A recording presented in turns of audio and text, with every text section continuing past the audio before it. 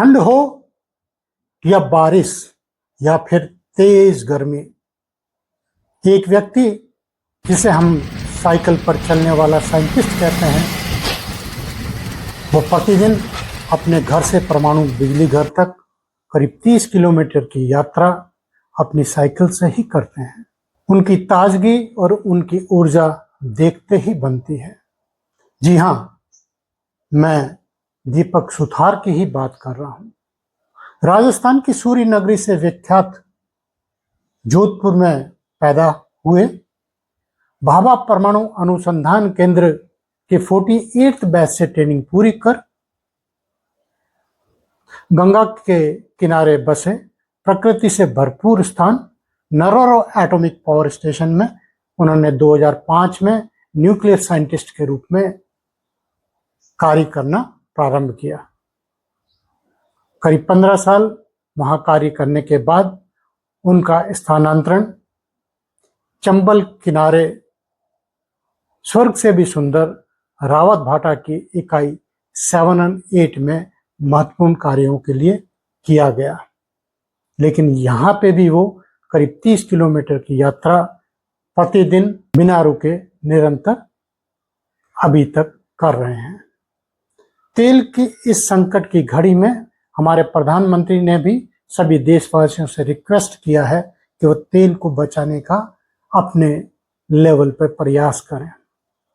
दीपक सुथार ने अकेले अपने दम पर ही करीब 12,000 लीटर पेट्रोल बचाकर हम सभी के लिए एक उदाहरण पेश किया है। आज मुझे मौका मिला उनसे मिलने का और उनसे बातचीत करने का। दीपक जी, आपके फादर वायुसेना में थे और वायुसेना में डिसिप्लिन एक उच्च स्तर पर होता है। क्या आपको साइकिल चलाने की प्रेरणा विरासत में मिली या आपने इसे बाद में अपनाया? एयरफोर्स में अमूमन ये देखा जाता है कि बहुत डिसिप्लिन होता है लोगों में। बिल्कुल समय पे जाना, बिल्कुल समय पे आना, सही स्थान पे समय पे पहुंचने की बहुत बड़ी जिम्मेदारी के साथ लोग जाते हैं, क्योंकि डिफेंस में 5 मिनट लेट होना भी जो है बहुत गलत समझा जाता है। तो ऐसे डिसिप्लिन के माहौल को जब मैंने देखा और साथ में ये भी देखा कि जैसे मेरे पिताजी थे, उनके मित्र थे, इवन हमारी टाउनशिप की जो महिलाएं थी, आना जाना हर समय वो उनका साइकिल से ही होता था और साइकिल के इर्द गिर्द ही सारा जीवन उनका व्यतीत होता था। मैं देखता था कि सुबह ऑफिस जाते समय वापस आके अपने दोस्तों के साथ में टोलियों में टहलने के लिए जाने के लिए जहां देखिए, इवन हमारी जो माताएं थी वो भी हमारे पिताजी की साइकिल के पीछे आके आराम से बैठ जाती थी। तो देखा था ऐसा माहौल, बहुत सुंदर माहौल हुआ करता था उस समय। तो उनकी देखा देखी में हमने भी ये शौक पकड़ा और धीरे धीरे ये हम मेरे क्या कहते हैं पूरे दिनचर्या का और अपने रोजमर्रा का हिस्सा बन गया और फिर बाद में कभी छूटा ही नहीं और चलता रहा। सुधार जी, आप 7 और 8 में एक उच्च अधिकारी के रूप में कार्य कर रहे हैं। आप पर मेंटल प्रेशर भी होता होगा। साथ साथ में जब आप करीब 30 किलोमीटर रोज साइकिल चलाते हैं तो फिजिकली भी बुरी तरह से थक जाते होंगे। तो क्या आपको दैनिक कार्यों में किसी तरह की प्रॉब्लम आती है? यदि है तो उसे किस तरह आप दूर करते हैं? बहुत बड़ा मिथ है सर कि अगर आप साइकिल से आवाजावी करेंगे और अपने ऑफिस जाएंगे और वहां जाके आप बिल्कुल थक के निढाल होके गिर जाएंगे। ऐसा बिल्कुल नहीं होता है। हाँ, आप जब शुरुआत करेंगे, हो सकता है पहला हफ्ता, दूसरा हफ्ता या 10-15 दिन, हो सकता है पहला महीना आपको थकावट रहती है, लेकिन धीरे धीरे जैसे जैसे शरीर आपकी चुनी हुई दिनचर्या के साथ में अभ्यस्त होता है धीरे धीरे, तो वो जो फिजिकल एक्टिविटी आप जो कर रहे हैं वो आपके लिए बहुत थकावट वाली नहीं होती है, आदत पड़ जाती है। और साथ ही साथ होता यह है कि आप जब अपने अच्छा एक कार्डियो एक्सरसाइज अब सुबह सुबह मिल जाता है, ऑफिस पहुंचते हैं, तो पूरे दिन आप तरोताजा रहते हैं और आप मानसिक रूप से आप बिल्कुल सचेत रहते हैं सभी कामों में। आप मतलब वो दोपहरी के बाद में जो हल्की हल्की सी नींद आना और शाम को 3 बजे चाय की तलब होना और आलस आना, ये बिल्कुल नहीं होता पूरे दिन। अमूमन इसका उल्टा होता है ऑफ कोर्स, कि जब मैं जिस दिन मैं ऐसा नहीं करता हूँ तब मुझे ये हल्की हल्की नींदें आना और ये थकावट महसूस होना, ये सब होता है। सो ये बहुत बड़ा मिथ है कि आप थक जाएंगे, निढाल हो जाएंगे और कोई काम करने लायक नहीं रहेंगे पूरे दिन में। ये ऐसा बिल्कुल नहीं होता है। सुधारिए, आजकल के युवाओं पर एक अलग ही प्रेशर है। वो यदि बड़ी नौकरी करते हैं तो उनको लगता है कि उनके पास एक बहुत बड़ी गाड़ी होनी चाहिए, बंगला होना चाहिए, सब कुछ होना चाहिए।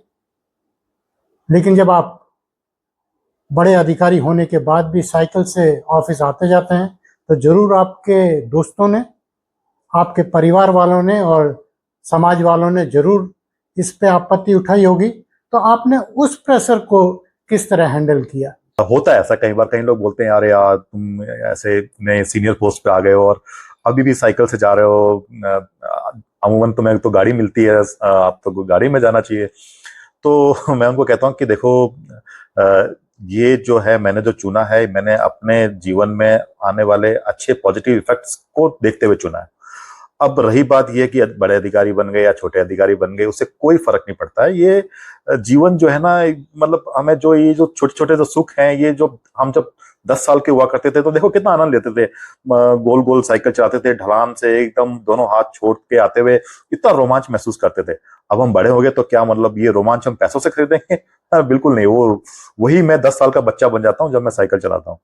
तो बहुत आनंद महसूस होता है। वही ढलान के ऊपर एकदम, मतलब आज वही वो 30 साल पहले वाला बहुत आनंद लेते हुए, अब हवा के झोंकों का जो मेरे चेहरे पे जो आती हैं उनका आनंद लेते हुए करता रहता हूँ। ये सुख उसमें नहीं है गाड़ियों में बैठ के जाने का।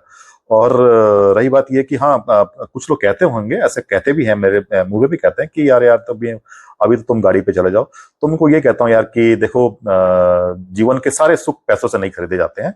कुछ सुख ऐसे भी होते हैं जो बिल्कुल फ्री हैं, बस आप उठिए, आप ले लीजिए। मतलब आप सर्दी हो, बारिश हो या एक्सट्रीम वेदर कंडीशन हो, गर्मी हो, आप लगातार हर दिन साइकिल चलाते हैं। इसमें दिक्कत तो आती होगी, तो आप किस तरह इन सभी वेदर कंडीशन का मुकाबला कर पाते हैं? तो मैं उनको एक ही बात कहता हूं कि देखिए, कहते हैं ना कि अंग्रेजी में कहावत है कि there is no bad weather for cycling, actually there is always bad clothing. आप जैसा मौसम है वैसे कपड़े पहनिए। गर्मी का टाइम है तो अपने सर को ढक लीजिए, गीला कपड़े से ढक लीजिए। एक ड्राई फिट टी शर्ट्स आती हैं डिकाथलॉन की, उनको पहन लीजिए। और कुछ फंडामेंटल्स हैं, पानी साथ में रखिए, थोड़ा सा उसमें नींबू की शिकंजी बना के रख लीजिए साथ में, या बहुत गर्मी है तो ओआरएस रख लीजिए। ये फंडामेंटल्स मुझे लगता है सबको पता है ये, कि डिहाइड्रेशन क्या होता है, डिहाइड्रेशन का उपाय क्या किया जाता है, सबको पता है। और सर्दियों में आप मफलर पहन लीजिए। इसमें कोई बहुत बड़ा रॉकेट साइंस है नहीं। मतलब आप एक दिन घर से बाहर निकलिए, आपको दूसरे दिन पता चल जाएगा कि मुझे कौन से कपड़े पहनने चाहिए थे। सो आपको बहुत रिसर्च करने की जरूरत नहीं है पहले कि यार मैं लिस्ट बनाऊंगा कि मेरे को कौन कौन से कपड़े पहनने चाहिए और कैसे कैसे इसको मैनेज करना है। आप बस निकल लीजिए, एक दिन निकलिए, अगले दिन आपको अपने आप समझ में आ जाएगा कि कैसे। ऑफ कोर्स फाइनली मैं ये कह रहा हूँ कि ये सब चीजें मैनेज करने लायक है। आप आइए बस। भारत में पेट्रोल का उत्पादन नहीं होता है, हमें इसके लिए खाड़ी देशों पर निर्भर रहना पड़ता है और उसमें काफी विदेशी मुद्रा का व्यय भी होता है। आपने अपने अकेले के दम पर 12,000 लीटर पेट्रोल बचाया है। क्या इसके बारे में आप कुछ संदेश हम सभी को देना चाहेंगे? खाड़ी संकट जो पिछली बार भी पहले कई बार हो चुके हैं, तो हमेशा ये हम जो है ये अपने ये फ्यूल की प्राइस को लेके बहुत चिंतित हमेशा हुए हैं। हमारे प्रधानमंत्री श्री मोदी जी ने भी कहा है, जनता से अपील करी है, तो मैं भी उन्हीं की ही स्वर में स्वर मिलाते हुए फिर से आप सबको यही अपील कर रहा हूं कि देखिए, जहां तक हो सके हमें कम से कम अपनी डिपेंडेंसी फॉसिल फ्यूल पे रखनी है।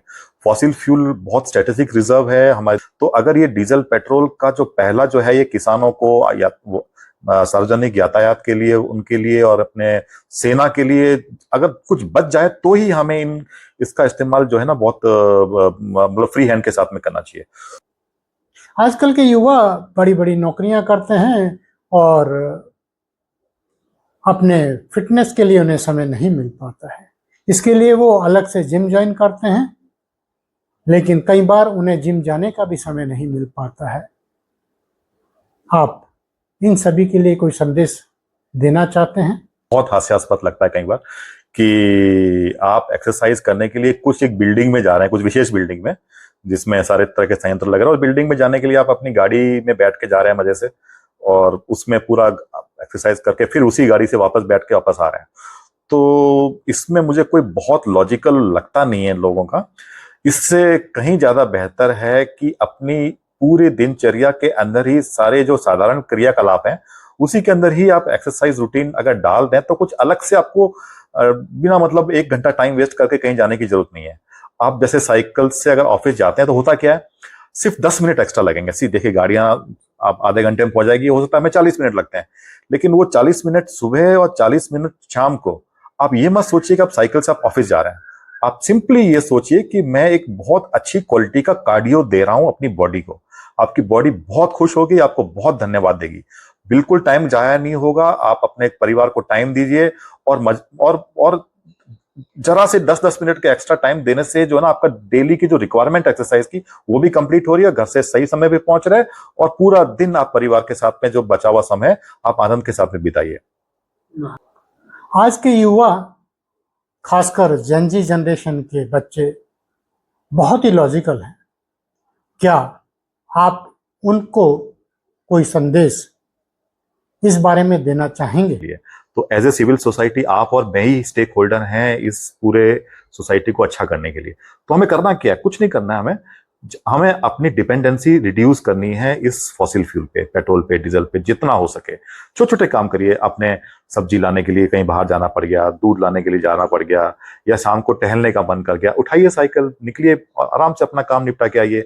इवन मैं तो कहता हूँ जो मेरे उम्र के जो साथी हैं और जो मुझसे बड़ी उम्र के जो साथी हैं, उनको भी ये कहना चाहता हूँ कि साइकिलिंग जो है ना एक बहुत अच्छी नॉन वेट बेयरिंग एक्सरसाइज है। ऐसा कहने का तात्पर्य है कि क्योंकि अपने घुटनों के जोड़ों पे इतना प्रेशर नहीं आता है, तो आराम से उसको साइकिल करते हुए उसी क्वालिटी का कार्डियो आप डेली बेसिस पे ले सकते हैं।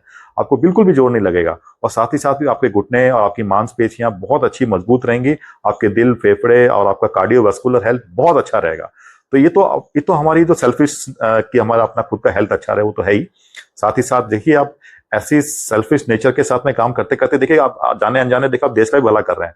जितना हो सके आप रिड्यूस करेंगे अपना, हमें वापस ये सब पेड़ पौधे लगाना, हमें ये जलवायु परिवर्तन से लड़ना करना, ये बहुत सीरियसली हमें आज नहीं तो कल देखिए हम सबको मिल बैठ के इस पे बात करनी पड़ेगी। तो ये जो छोटे छोटे स्टेप्स हैं ना, ये सारे जो हमें करने पड़ेंगे, बहुत बहुत जल्दी करने पड़ेंगे। तो मुझे युवाओं को ये कहना है कि देखिए आप ये जो पीढ़ी आ रही है, जो जेन जी जिसको बोलते हैं, ये बहुत लॉजिकल माइंडेड बच्चे हैं।